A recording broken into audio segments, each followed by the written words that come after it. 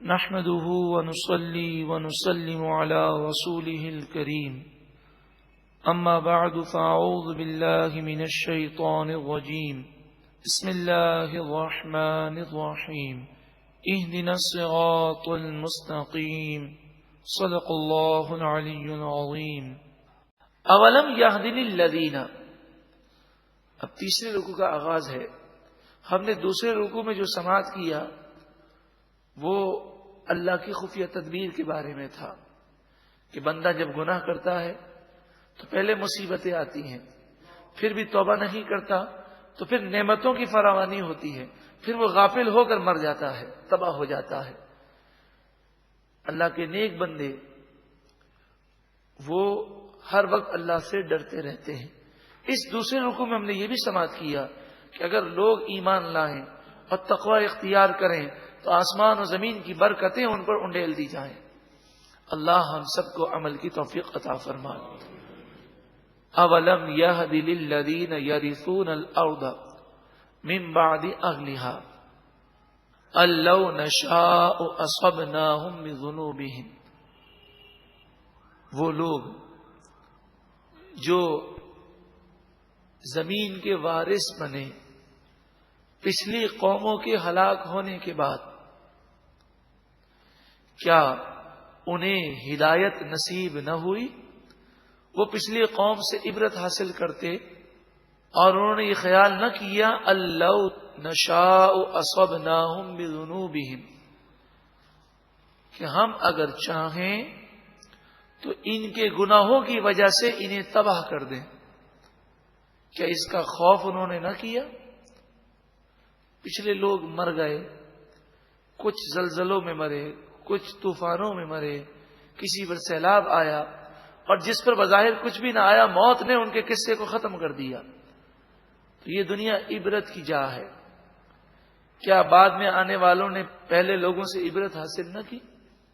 جب ہم کسی شخص کو غسل دیتے ہیں، کفن پہناتے ہیں، جنازہ رکھ کر کندھوں پر لے جاتے ہیں، نماز جنازہ پڑھ کر قبر کی طرف لے جاتے ہیں اور قبر میں اسے ڈال کر اس پر مٹی ڈال دیتے ہیں، تو کیا یہ واقعہ ہمارے لیے عبرت نہیں ہے؟ کس طرح اس کا کر و فر تھا، کیا روب و دبدبا تھا، مگر موت نے سب کچھ ختم کر دیا. سارا مال دولت ذہانت سوڑ سب یہیں رہ گیا. پھر اس کا ہنسنا کھیلنا کودنا عیاشی کرنا ذرا ذہن میں تصور میں لائیں اور سوچیں جس طرح موت نے اس کے قصے کو ختم کیا ایک دن مجھ پر بھی آئے گا. تو مجھے اس سے عبرت حاصل کرنی ہے اور اس دن کے آنے سے پہلے موت کی تیاری کرنی ہے. موت سے ڈرنا یہ کوئی معنی نہیں ہے.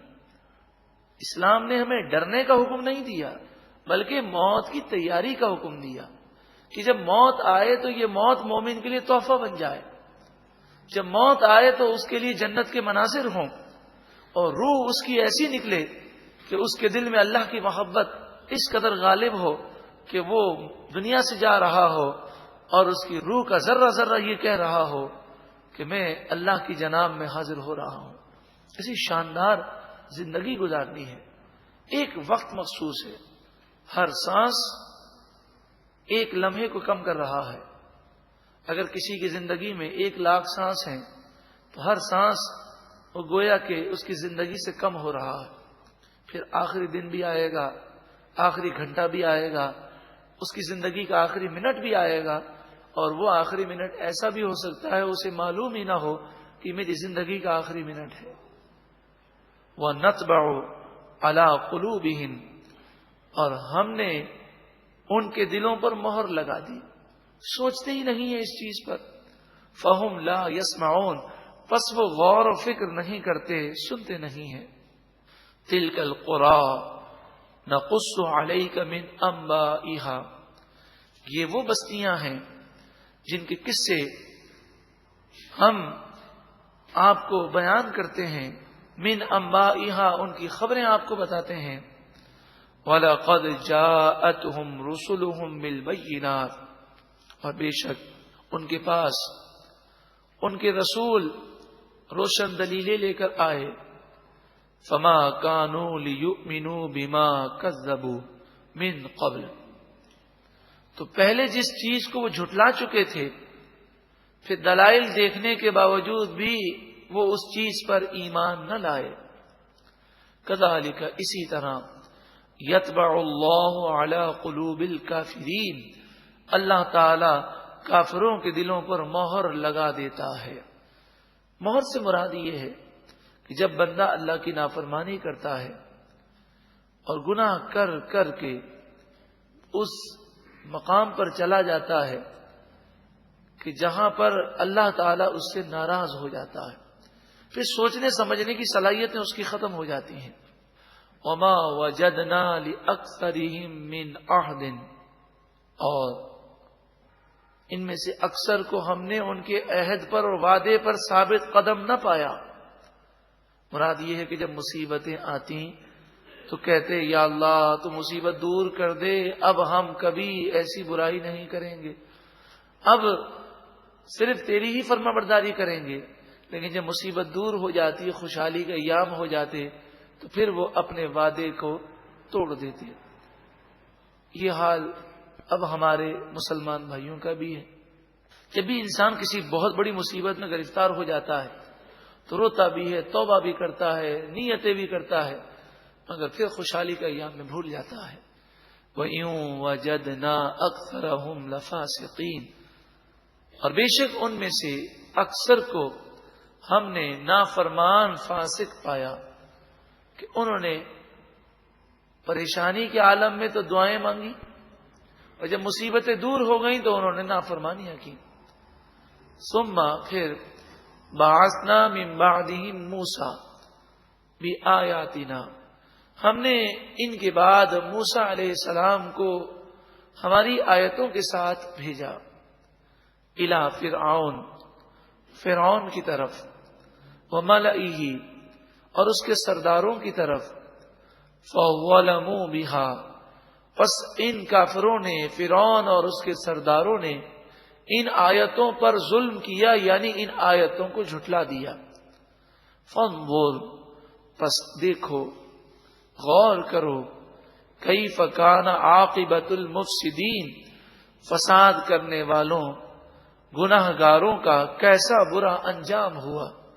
وقال موسیٰ، اور فرمایا موسیٰ علیہ السلام نے، یا فرعون، اے فرعون، انی رسول من رب العالمین، بے شک میں رب العالمین کی طرف سے بھیجا ہوا رسول ہوں.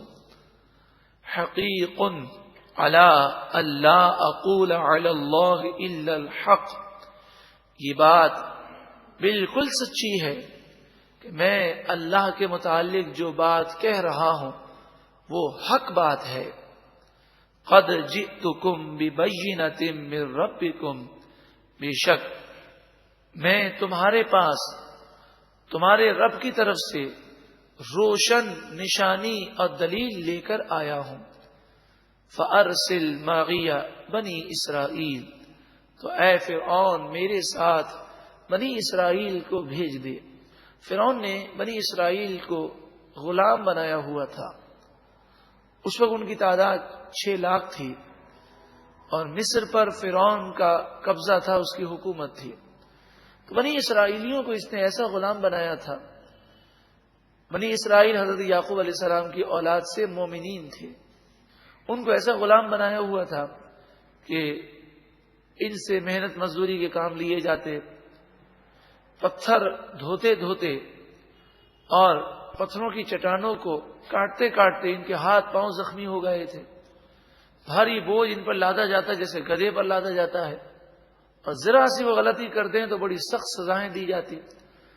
فرعون کے بارے میں یہ سزا بڑی مشہور ہے کہ وہ جب کسی پر بہت غصے میں ہوتا تو وہ اسے درخت پر کیلوں سے گاڑ دیتا، یعنی کھجور کے تنے پر اس طرح گاڑتا کہ اس کے ہاتھوں اور پاؤں میں کیلیں گاڑی جاتی اور کیل جو ہے وہ ہاتھ اور پاؤں کو کراس کر کے درخت میں وہ لگ جاتی. اس طرح خون بہتا اور وہ تڑپ تڑپ کے مر جاتا. پھر 3 دن تک اس کی لاش اسی طرح درخت پر چپکا کر رکھتا اور لوگوں کے لیے عبرت کا وہ نمونہ بنا تھا. تاکہ کوئی فرعون کے سامنے سر نہ اٹھا سکے۔ تو حضرت موسیٰ علیہ السلام نے فرمایا فرعون تو مجھ پر ایمان لیا اور دوسرا کام یہ کر کہ بنی اسرائیل کو تو نے غلام بنایا ہے وہ میرے ساتھ روانہ کر دے تو میں بنی اسرائیل کو لے کر ملک شام چلا جاتا ہوں۔ قال فرعون بولا ان کنت جئت بآیۃ، اے موسیٰ اگر آپ کوئی نشانی لے کر آئے ہیں فأت بها ان کنت من الصادقین، تو میرے سامنے پیش کیجئے اگر آپ سچے ہیں۔ فرعون کا جو انجام ہوا وہ تو ہم سب کے سامنے ہے۔ فرعون کے واقعے میں یہ واقعہ جاری ہے، اس واقعے میں عبرت ان لوگوں کے لیے ہے جو رعب و دبدبا رکھتے ہیں، اقتدار رکھتے ہیں، یا وزراء ہیں یا حکومت والے ہیں، اور حکومت اور طاقت کے نشے میں وہ اللہ اور اس کے رسول کی نافرمانیاں کرتے ہیں یا مسلمانوں پہ ظلم کرتے ہیں۔ ان کے لیے فرعون کا واقعہ عبرت کا نمونہ ہے کہ 400 سال اس کی عمر ہوئی، 400 سال میں سے 320 سال فرعون کے سر میں درد تک نہیں ہوا، کبھی سے بخار نہیں آیا، کبھی سے کوئی تکلیف نہیں ہوئی۔ پورے مصر کا بادشاہ، سارے مصری لوگ فرعون کو سجدہ کرتے، خدا سمجھتے، اور جو سجدہ نہ کرتا جیسے بنی اسرائیل کہ وہ اس کو خدا نہیں مانتے تھے تو ان پر بڑی سختیاں کرتا اور بڑا ظلم کرتا۔ تو آپ سے کہنے لگا نشانی ہے تو بتائیے۔ فَأَلْقَى عَصَاهُ، حضرت موسیٰ علیہ السلام نے اپنی لاٹھی پھینک دی۔ فَإِذَا هِيَ ثُعْبَانٌ مُبِينٌ، پس وہ اچانک بہت بڑا اژدہا بن گئی۔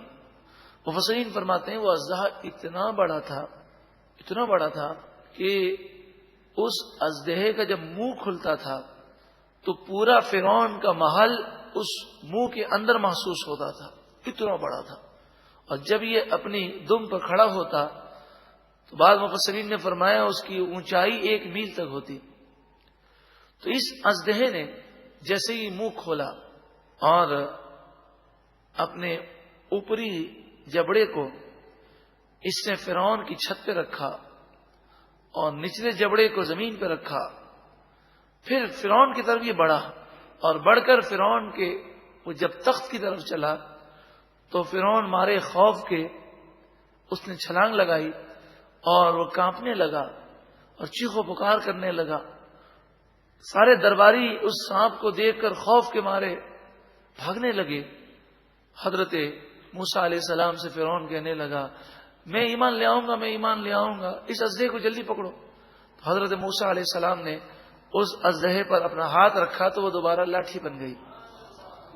وہ نزع یدہ، پھر آپ نے اپنے ہاتھ کو کھینچا، اپنے دائیں ہاتھ کو اپنے بغل میں ڈالا اور بغل میں ڈال کر اس ہاتھ کو دوبارہ آپ نے نکالا تو وہ ہاتھ فَإِذَا هِيَ بَيْضَاءُ لِلنَّاظِرِينَ، بس اس وقت وہ دیکھنے والوں کے لیے روشن اور چمکتا ہوا ہو گیا۔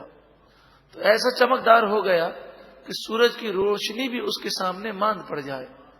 جب اس نے یہ 2 چیزیں دیکھیں تو فرعون کا ضمیر ملامت کرنے لگا اور فرعون سمجھ گیا کہ یہ جادو نہیں ہے، یہ معجزات ہیں اور حضرت موسیٰ علیہ السلام اللہ کے سچے نبی ہیں۔ کیونکہ اگر فرعون حضرت موسیٰ علیہ السلام کو سچا نبی نہ مانتا تو موسیٰ علیہ السلام کو شہید کرا دیتا، کیونکہ یہ تو بڑا ظالم تھا۔ لیکن وہ جانتا تھا کہ موسیٰ علیہ السلام کی طرف اگر میں نے برے خیال سے کوئی ہاتھ بھی اٹھایا تو موسیٰ علیہ السلام مجھے ہلاک کر دیں گے۔ تو یہ اب اس کا دل ہو گیا کہ میں ایمان لے آؤں۔ اس نے سوچا میں ایمان لے آؤں گا تو میرے وزراء کو میں اعتماد میں لوں اور آہستہ آہستہ ان کا ذہن بناؤں کہ بھئی اب ہمیں موسیٰ علیہ السلام پر ایمان لے کر آنا ہے۔ تو سب سے پہلے اس نے اپنے خاص مشیر حامان کو بلایا اور اپنے خاص مشیر حامان سے کہنے لگا کہ دیکھو یہ سچے نبی ہیں اور اب میرا دل چاہتا ہے میں ان پر ایمان لے آؤں۔ تو وہ کہنے لگا حامان، کیونکہ برے مشیر انسان کو مروا کے رکھ دیتے ہیں، تو حامان ایک خطرناک مشیر تھا جس نے فرعون کو ہمیشہ کے لیے تباہ کر دیا. اور برا مشورہ انسان کو تباہ بھی کر دیتا ہے بسا اوقات. تو حامان نے فرعون سے کہا آپ سوچ رہے ہیں آپ کیا کہہ رہے ہیں؟ اگر آپ موسیٰ علیہ السلام پر ایمان لے آتے ہیں تو آپ کی قوم آپ کو جوتے مارے گی اور کہے گی کہ اتنے سالوں تک بیوقوف بنایا اور خدا بن کے ہم کو سجا کرایا. اب کہتا ہے میں نے جھوٹ بولا تھا, میں خدا نہیں ہوں. قوم جو ہے آپ کو زندہ نہیں چھوڑے گی. تو اس نے کہا کہ اب کیا کیا جائے؟ موسیٰ علیہ الصلوۃ والسلام تو اپنے معجزات سب کو دکھا دکھا کر ان کافروں کو مسلمان کر لیں گے. ایک نہ ایک دن یہ سب مل کے میری حکومت تو ختم کر دیں گے. تو حامان نے مشورہ دیا کہ ایسا پروپیگنڈا کرو کہ لوگوں کے ذہن سے اس معجزے کی اہمیت نکل جائے. تو پھر انہوں نے کہا کہ کیا پروپیگنڈا کروں؟ تو کہا کہ تم حضرت موسیٰ علیہ السلام اور ہارون علیہ السلام کا مقابلہ جادوگروں سے کرا دو. اب نتیجہ کچھ بھی نکلے, لوگوں میں یہی مشہور ہو جائے گا کہ یہ بھی کوئی جادوگر ہے, یہ بھی کوئی جادوگر ہے, جادوگروں کا مقابلہ ہو, انہیں جادوگر مشہور کر دو.